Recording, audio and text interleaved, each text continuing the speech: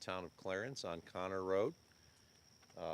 Connor Road, a little road with what we say often has a big appetite for work and a lot of discussion and a big voice because of the amount of the amount of issues we've dealt with through the years here. I'm Erie County Executive Mark Polenkars, and I'm joined here by our Commissioner of the Department of Public Works, William Gary, as well as the Deputy Commissioner Hoke and Rich Senning, our engineer for this district in the Department of Public Works Highway Division.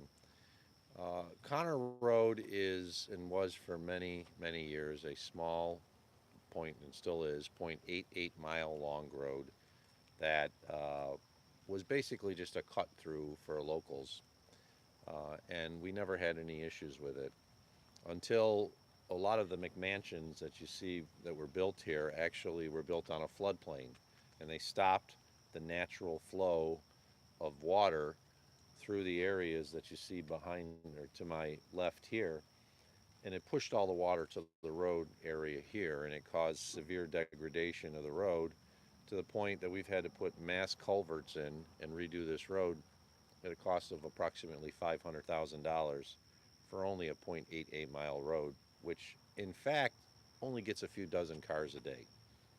Uh, it is a result of sprawl and overexpansion without controls being put in place to ensure that the infrastructure could handle it. For quite some time, the county had discussions with the town of Clarence about taking this road over, and the town refused. We think it's appropriate for the town to take this because it is not an arterial road. It is a road that basically, as we're talking about, is a cut through, and someone is going to try to drive through at a very high rate of speed right now, even though the road is closed. We didn't plan that, but that happens here. And this is an example of why Erie County, even with 1,200 centerline miles of roads, uh, a few hundred of them are really not roads that we should have in our inventory because they are small roads that are located totally within one municipality, often uh, are not connecting roads for arterials, uh, and are an example of what really are roads that should be in the public ownership of the towns or the village, depending on how it might be. But because of the degradation on the road, we have to spend $500,000 on sewers and to redo the road surface as you see it. Uh, it's disappointing that we have investments like this because these are investments that could be done at the town level. But we also have to deal with other issues. One of them that's a big one on this road is speeding. This seems to be a very high level road, and we are considering putting speed bumps in for the safety of the residents and the people that live here due to the incredible speeding, as this is just being used by a good portion of the population as a pass-through. They don't actually live on this road. There's only a few dozen homes that live on this road, and it doesn't get a tremendous amount of vehicles per day, but those that pass through it, we get a lot of reports are at extremely high rates of speed. So we're considering, like other municipalities in our community, putting speed bumps in on this road to calm the traffic and make it a safer environment for those that live in this neighborhood, for the children that live nearby. We have 1,200 centerline miles of roads. We have a great team that works very hard to redo roads. We shouldn't have 1,200 centerline miles of roads, and that's why we've been doing the transfers to the towns for a number of years now. And I want to thank a number of towns that have agreed to take back roads. The town of Hamburg is a good example of that, town of Cheektowaga, the village of Depew.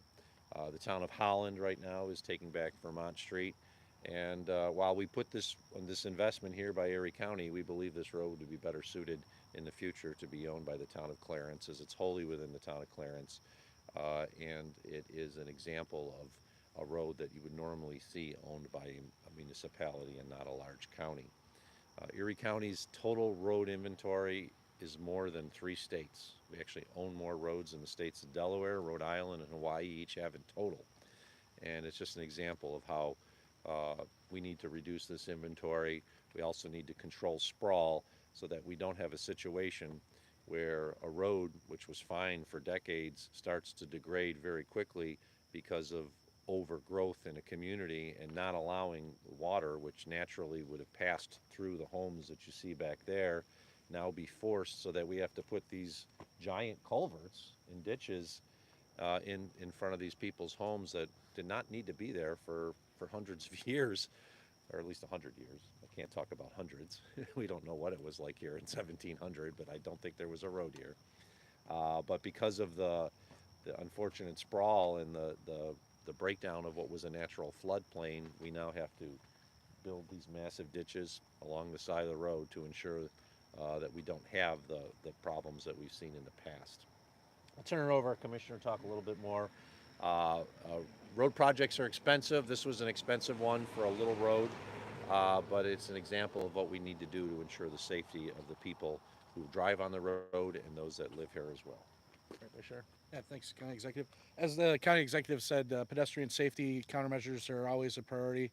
With this road, the crews are redoing all the drainage right now. We should be doing a finished pave in about a week or so, as long as the weather holds up. Obviously, we're not going to be paving in the rain, but this is also a good testament to see that our drainage systems are working when we get the rains that come in. One of the most important aspects of a road is drainage, so that's where we started on this. Majority of the $500,000 is into the drainage systems. The surface itself is a recycled surface where we used what was here, and then we'll add another inch and a half of asphalt for a wearing surface on it. But again, a cut through road from Stahley to County Road gets a tremendous amount of cut through traffic. Once this is paved, we know Erie County Sheriffs, along with the state troopers, are probably going to have a even bigger problem with speeders because the road surface, everyone's going to be flying down it. So again, we're always looking at ways to prevent any accidents, but we want to make sure that pedestrian safety is paramount. We have a more than $50 million road project that is coming near an end, not at the end just yet. But we're spending more than $50 million on our road and bridge infrastructure across Erie County this year. This is just one example of it. Less than 1 mile for 500,000. Roads repairs are very expensive. This one, as the commissioner said, was expensive in regards to having to put this drainage in place so that the water that used to be able to pass freely back there on what was a farm field does not ruin the road in the future. And with all the work that we've done here, we're hopeful that the town of Clarence would consider taking it back, as this road will be in fantastic shape with new sewer or new drainage as well as a brand new road. With that, I'll open up any questions. So how do you convince them and work with them to hammer out a deal? Is it more political, or they don't want to spend the money, obviously, or is it politics? Well, there are advantages to any municipality taking back a road because it increases their mileage for the Consolidated Highway Improvement Program, which is a funding stream from New York State, along with, adding to that inventory. If we're paying them to plow the roads, they're already going over the roads to get to a lot of the Clarence subdivisions. There's a lot of efficiencies to be had there. So there are pros to it. Obviously, now giving them a road that they probably won't have to touch for 10 to 15 years is another pro. Again, just to have traversing traffic. Again, as a county executive, one thing we would like to highlight in our 1,200 miles of road, we do have about 200 miles that are considered local roads similar to this. But with being a low volume road, the priority is less than what we would do on Maple Road with 30,000 cars a day and having to pay, using the road counts and road scores to prioritize our work. So for the neighbors in some of these smaller streets, it behooves them to be a town road because that road may be accelerated in the work and paving processes. Do you think this is going to work as far as the drainage goes? Absolutely. One of the bigger problems we've had over the course of years is there was a homeowner that prevented the town of Clarence because our road where the county can go on ends at the right-of-way line, usually the backside of the ditches. There is a homeowner on the extreme north end that for years prevented the town from going in and maintaining some of the ditches because like we have to maintain the roadside ditches. All these little tributaries that come in off of the farmland are usually maintained by the municipality they're in. And that added to a lot of the problems where we were stuck. We could have did all this work for nothing if we couldn't get the water away from the road. But I think in this case, that is gone. That problem has been removed.